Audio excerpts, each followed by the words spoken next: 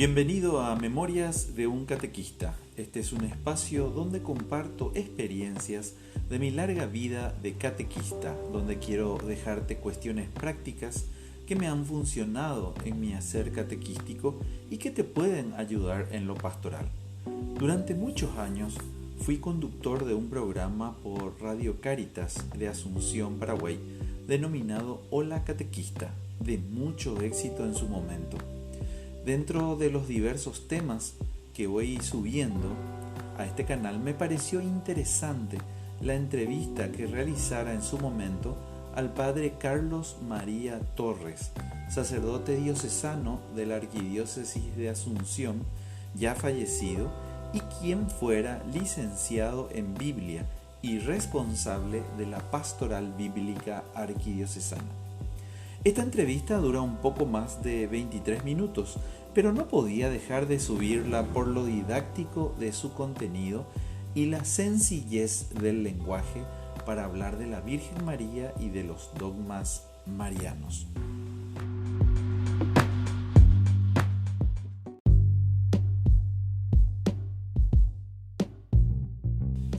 Espero te sirva. Gracias a la magia de los archivos, vayamos a ese momento.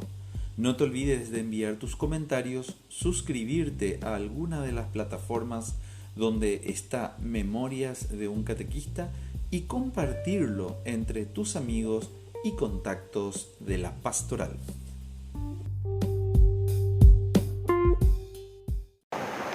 El pasado 25 de marzo estuvimos celebrando la fiesta de la Anunciación.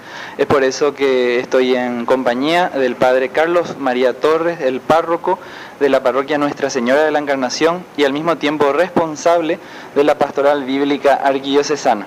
Padre Carlos María, su saludo para el programa Hola Catequista. Y la primera pregunta sería, ¿qué celebramos el 25 de marzo?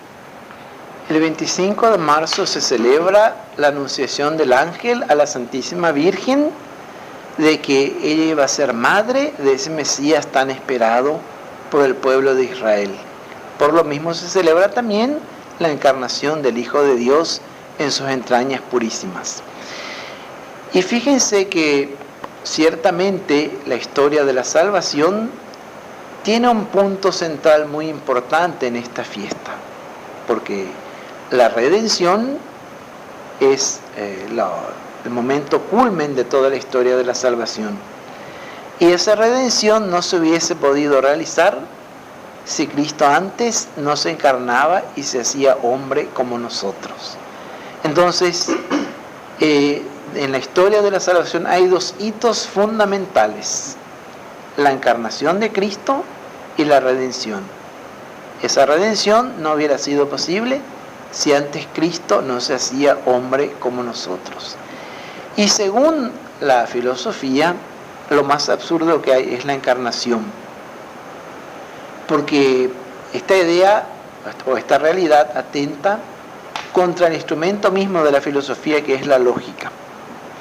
¿Cómo Dios, que es eterno, que es inmortal, que es omnímodo, que es todopoderoso, se va a unir al hombre, que es finito, que es caduco, que es pasajero, que es mortal? ¿Cómo es posible?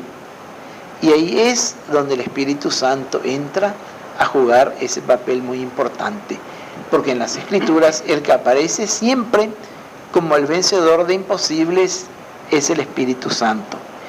Y esto se ve por primera vez cuando el suceso de Pentecostés, y con motivo de la fiesta de la Pascua, Jerusalén estaba llena de judíos venidos de todas partes del mundo. Tras la venida del Espíritu Santo, Pedro, con toda valentía y sabiduría, sale a hablarle a la muchedumbre. Y les habla en arameo, pero cada cual lo escucha hablar en su lengua nativa. Y se sorprenden, dicen: entre nosotros hay medos, partos, elamitas, habitantes del Ponto y del Asia, de Frigia, Panfilia, Capadocia, y de la zona de Libia que limita con Cirene.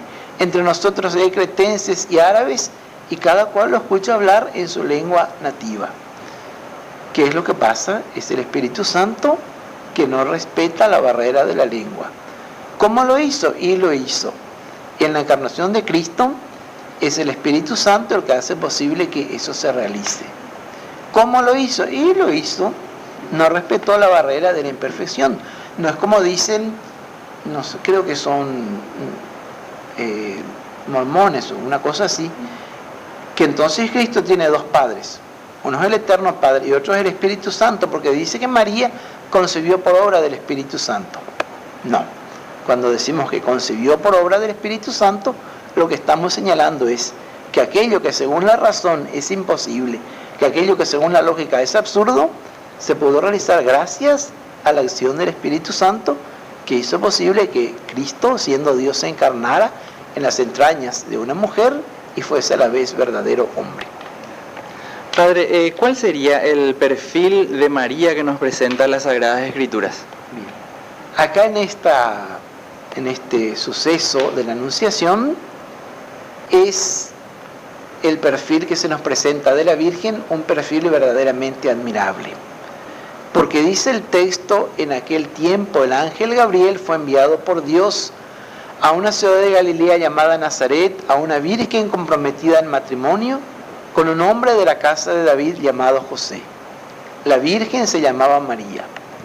El ángel, entrando a su presencia, dijo: Alégrate, llena de gracia, el Señor es contigo, bendita tú entre las mujeres. Ella se sorprendió ante estas palabras y se preguntaba qué podía significar aquel saludo. Pero el ángel le dijo: No temas, María, porque has hallado gracia delante de Dios. Concebirás en tu seno y darás a luz un hijo, a quien pondrás por nombre Jesús.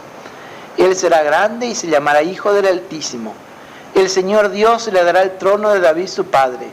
Reinará sobre la casa de Jacob para siempre, y su reino no tendrá fin. María dijo al ángel: ¿Cómo ha de ser eso si yo no conozco varón?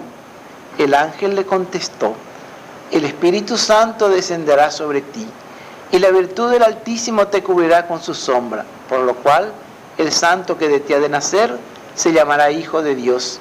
Ahí tienes a tu pariente Isabel, que a pesar de su vejez ha concebido un hijo, y ya está de 6 meses aquella que llamaban estéril, porque para Dios nada hay imposible. Y dijo María: Yo soy la esclava del Señor, que se cumpla en mí según tu palabra. Bien, vamos a analizar el perfil de la Virgen que aquí se nos presenta. El primer dato que los exégetas observan es que María era huérfana y estaba comprometida en matrimonio. Porque entre los hebreos, cuando una niña quedaba huérfana, sus padres antes de morir, o sus parientes más próximos, si los padres no habían dejado nada establecido al respecto, concertaban su matrimonio con algún varón de una familia amiga. Y ella pasaba ya a depender de la familia de su futuro esposo, que era su prometido oficial. Y cuando llegaba a la edad nubil, se celebraba el matrimonio. Esta era la situación de María. Estaba comprometida en matrimonio, el matrimonio aún no se había celebrado. ¿Por qué? Porque ella era jovencísima y era aún impúber. Y el ángel la saluda y le dice: Alégrate, llena de gracia.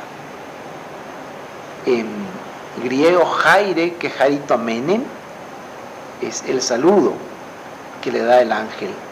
En esto, lastimosamente, nuestra traducción del Ave María no es muy feliz, porque dice: Dios te salve María, llena eres de gracia. Pareciera que es que Dios la salvara de algún peligro. Salve en latín y hasta ahora en italiano significa buenos días o buenas tardes, pero la traducción más exacta sería: alégrate, rebosante de gracia, que jaritomene significa enteramente llena de gracia, para dar a conocer ese hecho admirable de que ella fue concebida sin la mancha del pecado original. Aquí se nos presenta entonces ella como la llena de gracia, la Inmaculada. Y le dice: el Señor es contigo. Dice el texto, ella se sorprendió ante estas palabras y se preguntaba qué podía significar aquel saludo. Y el ángel le dice: no temas, María, porque has hallado gracia delante de Dios. Se repite la palabra gracia, charis en griego.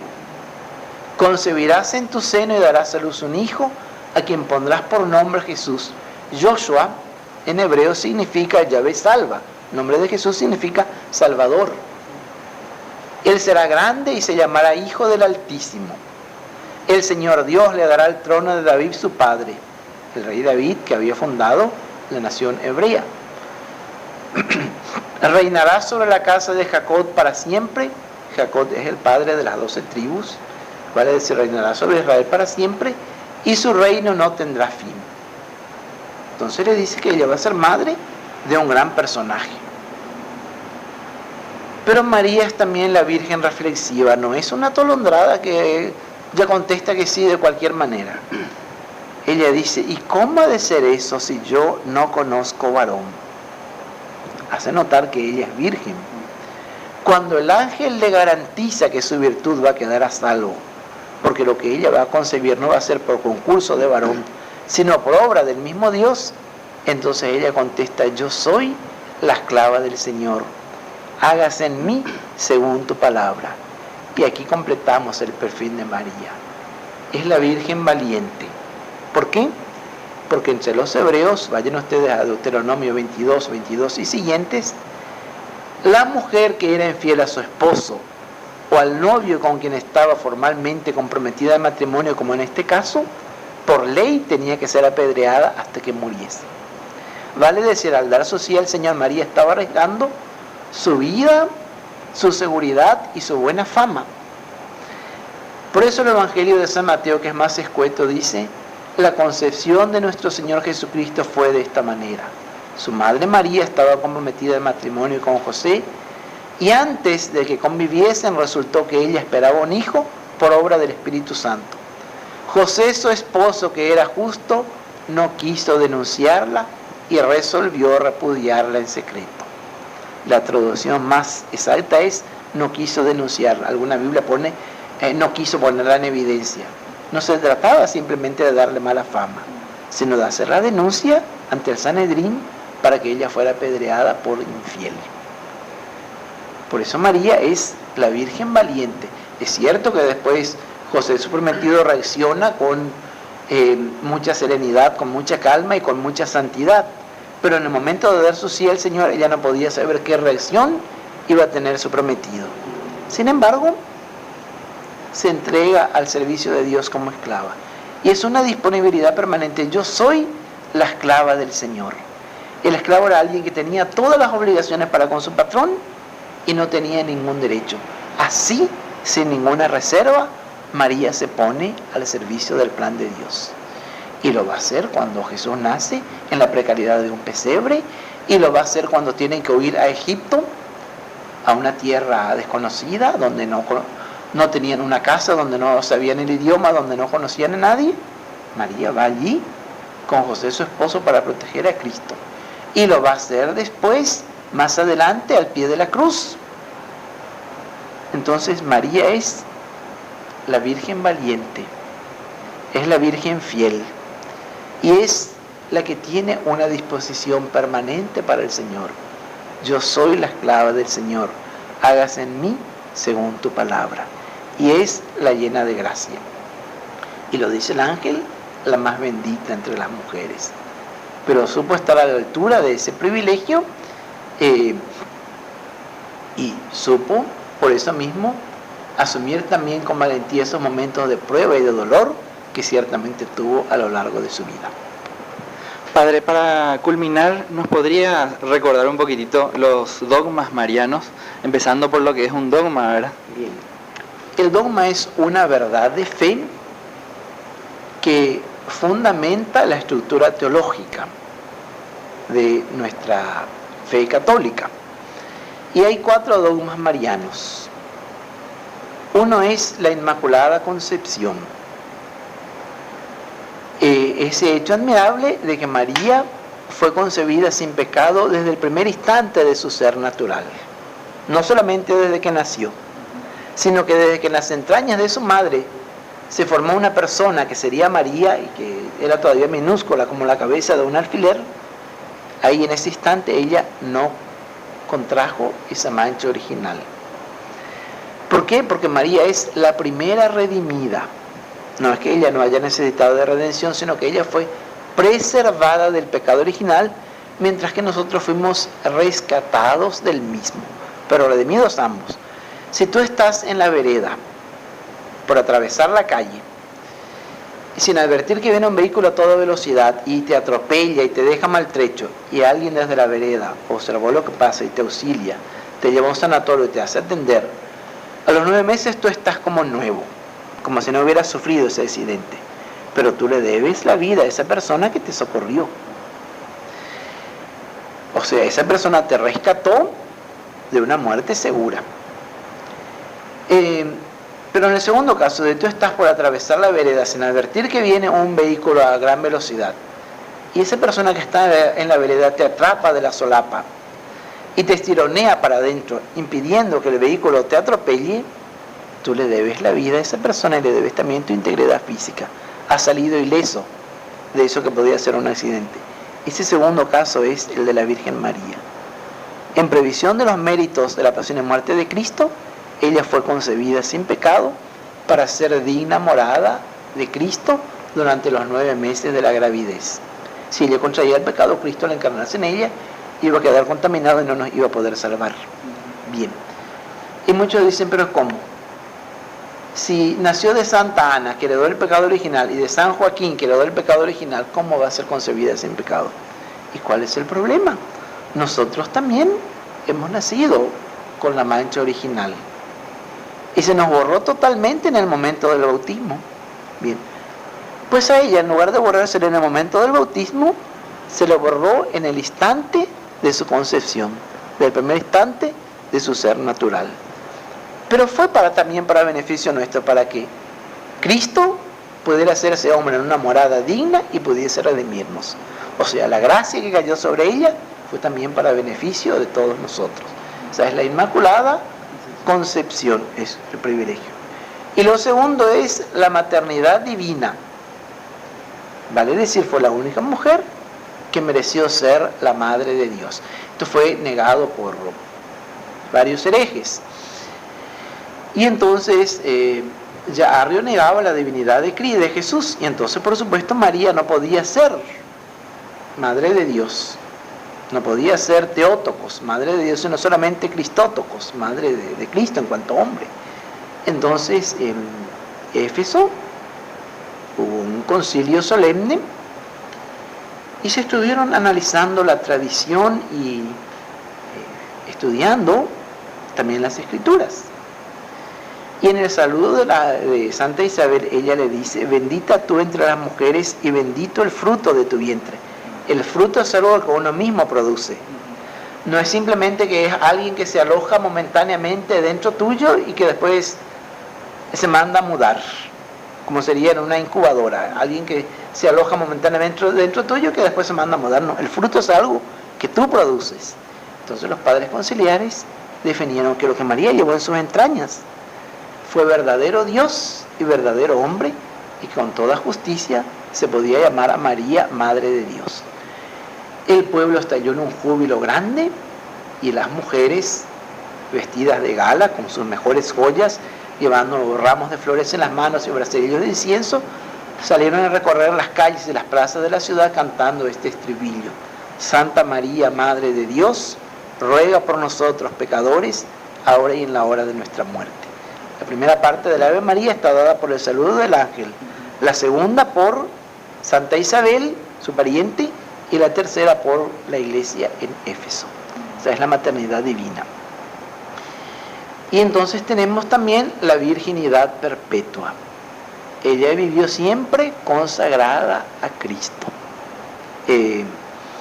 Aunque en el Evangelio se habla de hermanos de Jesús, Santiago, José, Simón y Judas, tenemos que hacer notar que en hebreo, sobre todo si ustedes van a ver el libro de Tobías, van a ver que hermano se le llama al hermano, por supuesto, pero también al primo hermano, al tío paterno y en general al pariente cercano.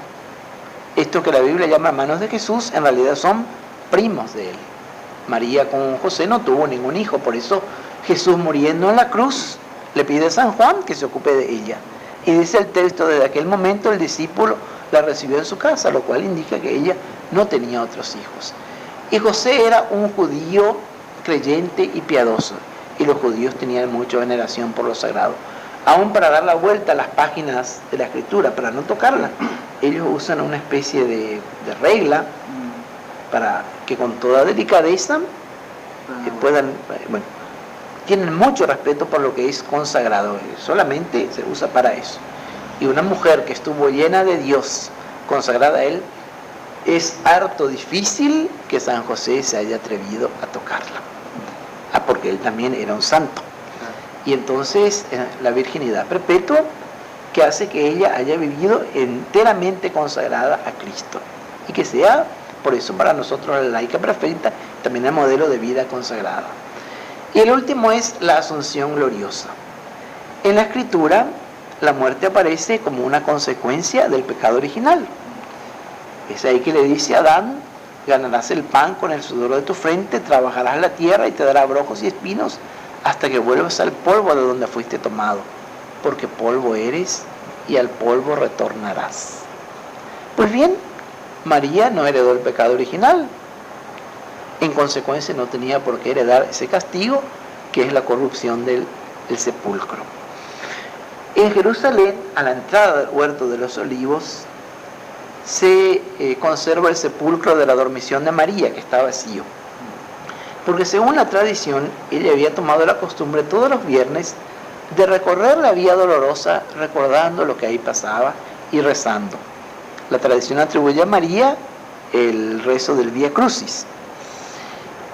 Y siempre empezaba en Getsemaní rezando sobre esa piedra sobre la que Jesús hizo su oración la noche del Jueves Santo. Está todavía esa piedra, pero ahora ya está tan bajita porque a lo largo de los siglos los peregrinos fueron llevando pedazos de esa piedra como reliquia, pero ya tiene un cerco alrededor ahí que tiene la forma de una corona de espinas, de manera que ya no se puede tocar. Por ser sacerdote tuve el privilegio de estar ahí y de poder celebrar en ese mismo sitio. Y entonces se le apareció Jesús, le entregó una palma y le anunció que sus días terrenos ya habían terminado.